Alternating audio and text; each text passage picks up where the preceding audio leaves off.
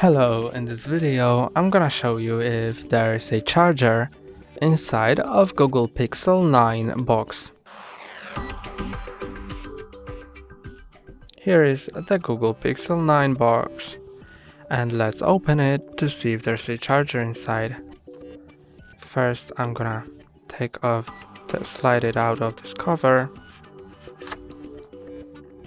and then let's lift the top lid.